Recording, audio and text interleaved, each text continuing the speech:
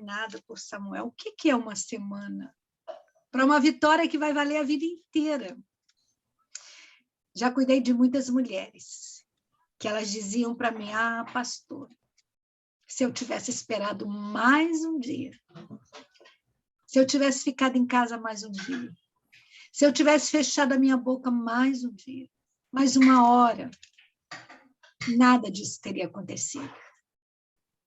Mas Saul não suportou. 7 dias foi o limite dele. E ele viu.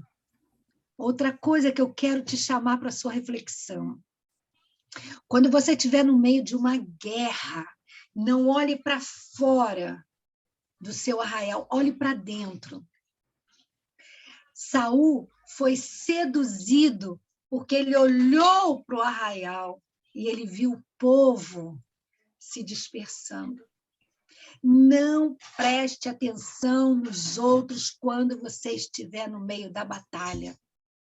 Porque Satanás vai fazer você olhar as circunstâncias, o diagnóstico, a falência, a falta de recursos. Senhor, mas falta um dia para vencer aquela prestação e eu não tenho recurso.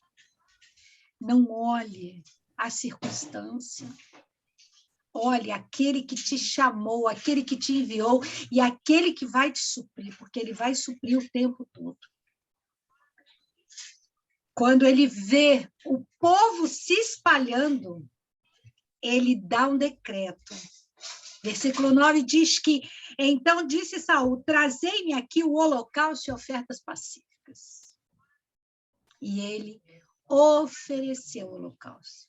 Mas, pastora, qual o problema de matar um bezerro, matar a ovelha? Porque esse era um serviço destinado ao sacerdote. Somente o sacerdote podia fazer esse trabalho. E Saul, tão cheio de si, tão cheio, né, daquela arrogância que havia no coração dele, ele esqueceu que esse atributo era do sacerdote, não era dele. Ele só tinha que governar. Ele não tinha que edificar. A tarefa de edificação era de Samuel. E ele fez aquilo que não podia ser feito. E aí, ele depois ainda se justifica, no versículo 11. Vendo que o povo ia se espalhando daqui e que tu não vinhas no prazo determinado. Ele ainda culpa Samuel por uma ação dele. Toda pessoa que quebra aliança, escolhe fazer contrato, sempre vai culpar o outro. A culpa é do marido, por causa desse divórcio. A culpa é do filho. A culpa é do patrão. A culpa vai ser sempre do outro. A culpa é nossa, querido. Porque nós não aprendemos o caminho da paciência. Não esperamos o prazo. Não esperamos o tempo. Não nos submetemos ao senhorio de um único rei. Fazemos reis para nós. Fazemos reis. Primeiro erro de Saul, foi não entender o seu chamado. O segundo foi a impaciência. Você tem estado impaciente esses últimos dias? O Covid veio para ensinar a paciência a muitos de nós. Eu ficava inquieta nas filas. Hoje, eu medito. Toda vez que eu preciso ficar numa fila, eu medito. Porque eu aprendi a fazer isso no Covid. Aprendi a ficar sozinha comigo mesma. Aprendi a ouvir a voz do meu próprio coração. Aprendi a suportar as minhas dores. A solidão que muitas vezes o sacerdote nos impõe.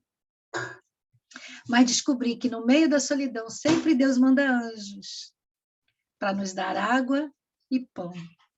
E manda anjos sem asa, como esta igreja aqui, que são anjos na minha vida. A outra coisa que nós aprendemos E depois eu vou mostrar para vocês, né, as sequelas. Eu vou falar hoje de uma vez. Da impaciência, sequelas físicas. Se você tem um desses 3 sintomas, preste atenção se a impaciência não está em evidência na sua vida. Obesidade. As células não emagrecem, elas não dão comando de emagrecimento em pessoas impacientes. Porque são pessoas que comem a raiva, comem a necessidade do fazer. Não consegue se assentar, não consegue se aquietar. São pessoas que acham que tem que ficar ligadas no 220.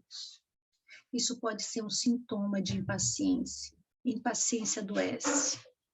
Outra coisa, a impaciência nos torna hipertensos, porque o sangue trabalha muito mais rápido do que nas pessoas mansas e calmas.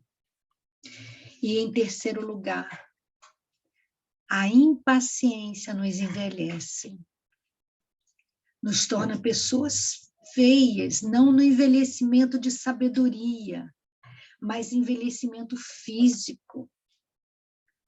Seu corpo perde o viço e a beleza natural. Então, se há impaciência no seu coração por esses 3 motivos, eu te animo hoje.